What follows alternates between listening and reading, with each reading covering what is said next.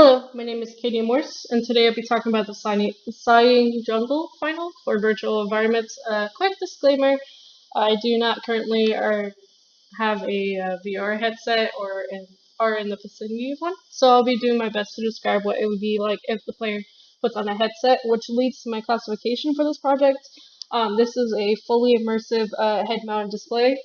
So when the player puts on the headset, it'll be right there. They will use the motion controllers to teleport and in the ending case, be able to climb, grab and drag. So the player's objective for this session is to start right here, and they have to go through all these obstacles, such as fallen rocks, river, and climb to the top of this cliff. And when they get to the top, they can look back and kind of see where they were and the whole beauty of the jungle. Um, I wanted the player to have this type of entertainment, especially with what's going on right now with the COVID. Can't exactly go out exploring or traveling to new destinations, so I definitely want to give them that sense of jungle, but also too with a little bit of fantasy, like of a place they've never been to before. This is for all audiences. Um, I wouldn't recommend this game session for players that are afraid of heights, especially when they're crossing the rocks. If they tend to look down, they'll see a deep valley, and that might freak them out. But other than that, this game is made for everyone. I'll also be talking about my rules of XR. So I followed each one to be. I'm actually pretty surprised that I actually followed each one. I did plan for this, so in my proposal, I talked about the different things and what the purpose of this was. I did put safety first with the players. As you can see, I have the wall pulled up. If I play the level and go over here, I can walk through the jungle to an extent, and then there's a wall right there in front of me. So the player can't explore too much or accidentally get in the like get too far or get clear off the path where they don't know where they're going, or accidentally jump off the side of the map. And also too with lighting, I made sure the lighting was nice and even. I did want this originally to be a night sky, but I found that if it was nighttime, the player wouldn't be able to see anything at all except the particles, and that might lead to motion sickness. So keeping the player in mind, I did put it to be light, but still have that kind of night kind of sphere around it. Also too with lighting, most of the most of the path is lit air with particles, and also too, as you can see, some of the lighting goes through the trees, so it does feel like it's natural. It doesn't feel like it's being forced lighting around the player. The performance of this is obviously I load right up, as you can see. I don't have problems loading it up, but the player, when they first load it up, they may have a problem with things compiling, since I do have multiple foliage and textures and lighting in this level. But I did consider performance and optimization versus realism, because I also did that too with the foliage. I went into Foliage Painter and was able to paint most of the foliage. It doesn't look 100% realistic like a real jungle, but it does give that player that feel of a jungle, because I wanted to make sure they were able to be able to play this, even though it is on a large scale of a level. So also another thing is if the user doesn't listen or they're trying to go around the level, I do have the walls to block them off to keep them on the straight path. Um, Also too, if the player does end up falling because they accidentally over teleport, under teleport the rocks, they'll fall to the bottom, but there's walls in between. So these two areas right here, and the player will be able to climb back up to the top. So they still have the opportunity to even explore when they make a mistake or they overcalculate their teleportation. Also, too, I do keep the story in arm's length, because I do keep the particles pretty close by, and they are straight in front of the player. The player does have freedom kind of wander, but as soon as they turn, they'll see that particle and they know what direction is exactly to go to. I currently do not have any UI or reading in this game. I didn't want to make it hard for the players, to or strain the player's eyes with all this lighting to have to read like some text that's in front of them. So I thought it would be better to have some natural things lead them versus text pointing in a direction or telling the player what to do. Also, too, I didn't want this game to be telling the player what to do because I wanted them to really feel this experience and not feel like they're out of it. Um, so I do let the user act, which leads to that. I do let the user be able to explore in a certain way. They can go a little bit off the path, not too far, and also too they don't have to go straight. They can kind of like, as you can see this little area right here, it's a little big. Even though the particles right there, they can kind of go whatever direction they want to. I did also put audio in this game, which I will definitely show at the end, where I kind of go through it. There's three audios mainly. There's the river. There's when the player is walking, they hear the jungle and immerses them in this game. And also too, when they get on top of this cliff, they'll hear this noise, kind of signifying the end. But it's a really beautiful noise, so it kind of like makes them feel like, wow, I did this. Um, so I also did follow the rule with locomotion is still an unsolved problem because I technically have two types of locomotion in this game where a 9% or 80% portion is teleportation, but then a good like 10% is about grab and drag, where they have to grab and drag to get to the top of the cliff or the top of this area over here. Also, too, I do have I did iterate and experiment with this level. I never really done a climbable wall kind of deal, so I spent about 2-3 hours programming it to work. Sadly, I don't have a VR headset to show off it, but also too, I made sure I messed with the matinee, I messed with different sounds, and did a little sound design, finding sounds to make sure they mixed right. So what this project offers is with immersion, it does make the player feel with the audio and the foliage around them. It does make them feel like they're in a jungle. It gives them that presence with the birds chirping in the background. It does to gauge the audience as well. Even though it may seem like it's a little boring that they're walking through, there's still things that they can look up to or look around. Beautiful sights. Also, too, they have different things where they go across these rocks and then go across this river, so it does change. It's not just linear.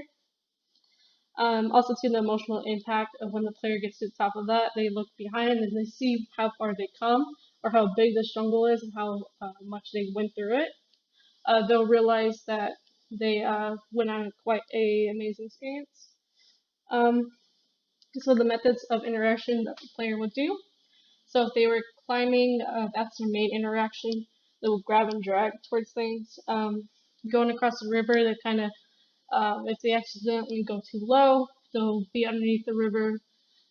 If they go across the rocks, obviously the rocks will change to an animation that you'll see in a little bit. Locomotion is, as I said before, it's teleportation because I want the player to be able to get through this level. That's why it's also a little big, so the player can teleport to certain paths, but it's not to the point where they get too sick. If they teleport too much, they definitely still have like a short distance in between them.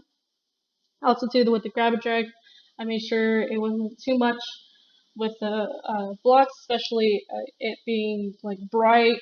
I wanted it to have a color so the player could see it, but I didn't want it to be too bright or too out of ordinary to the point where the player gets blinded by it. And then with my UI and user experience, I definitely wanted the player to feel like they're in this world, so I didn't put any text or information saying what they needed to do. They kind of just follow the motion, which is the light particles. I do lead by motion. Also, too, when they get closer to the river, they'll hear it, and by the curiosity of the player, they'll go towards it. And then when they get to the cliff, they'll realize they have the yellow blocks again, and they can climb up to the top. So right now, I'm going to play the level really quick. So starting out, you hear the noise again, and then you have your walls inside of you. They are completely invisible, but they are there.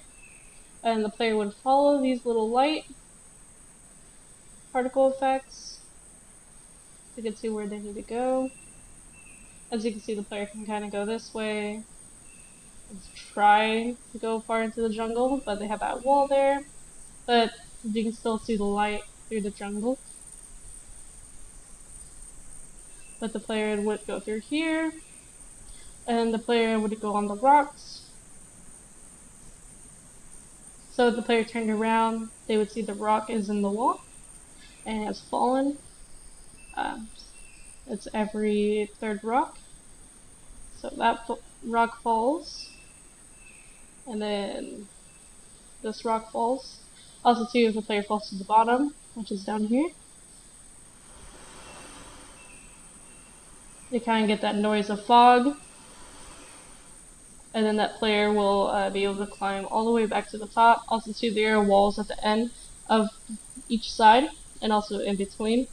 So if the player does happen to accidentally go way too far in teleportation, they still can't get off the side of the map. So the player climbs to the top, and then the player can go this direction and continue following the light. And then as they get closer to the river, they'll start hearing it a little bit.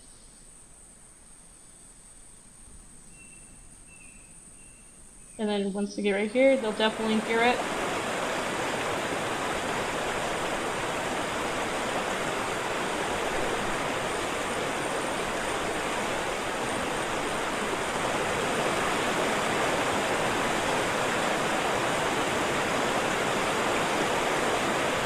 Then they'll climb to the top of the cliff.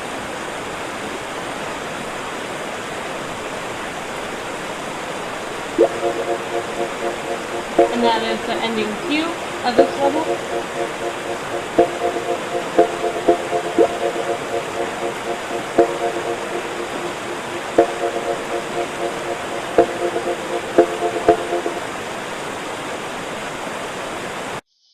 And that is it of my level that I created for the Sighing Jungle. I hope you enjoyed, and if you have any questions, feel free to reach out to me. Hello, my name is Katie Morse, and this is the source part of my final video. So, first things first, I want to talk about Marco. I don't know his last name. I don't want to accidentally butcher it. I want to talk about him because through his video, I was able to learn how to do the climbing system. Sadly, I wasn't able to show this off fully in my final, but I definitely wanted to show what it would look like in my final. This is VR climbing system tutorial on Unreal 4. So it gets right here. He shows like what it should have been able to do, especially in my level.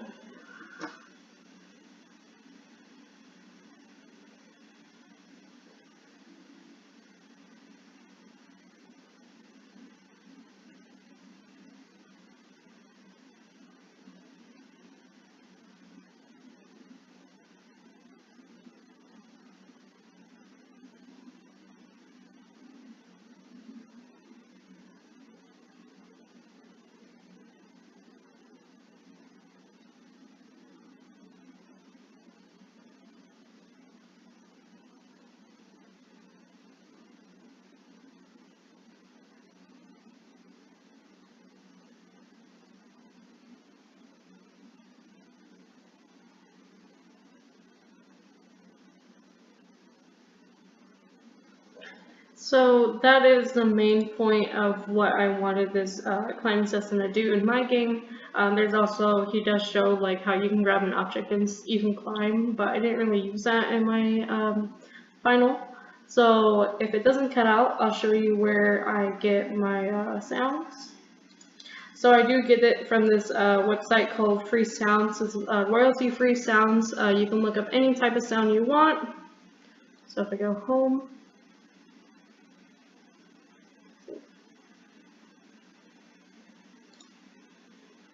or just look up sounds. I can look up any sound I want, and this is how I get a majority of my sounds. I will definitely be going into next, because it does not show if I have my file thing open with the website. So what I'm going to be going into next is my actual sounds and who I got it from.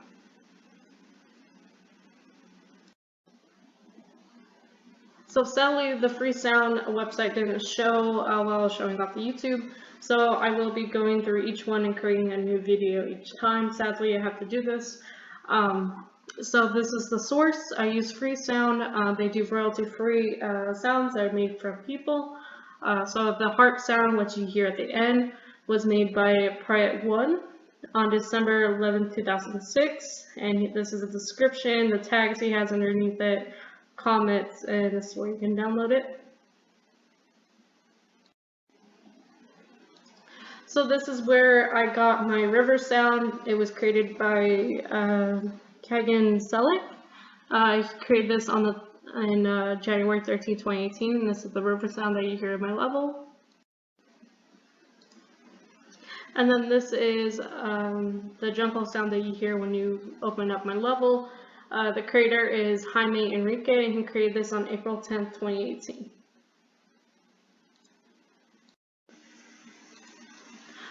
So this is my last thing that I need to talk about. My last sources are from Assets in the Unreal Engine. I have a ton of them with my library, but specifically I use the Tropical Jungle Pack, which I use for forests, rocks, most of the landscaping, ground, the fog, and things like that. As you can see, this was created by Poly Asset 3D. And then the next thing that I got from the library was, of course, the particles and wind system, such as the dandelions that you see at the top of the cliff, and the particles that you see right here are used in the level. And this was created by Dragon Motion. The rest of the assets that were used, such as the sky sphere, I created myself. Used the color and stacking it, and also the materials, such as for the cubes. I personally made that material simply by using a vector constant 3 and then plug it in. But other than that, I hope you enjoyed the whole process of my final, and thank you for watching.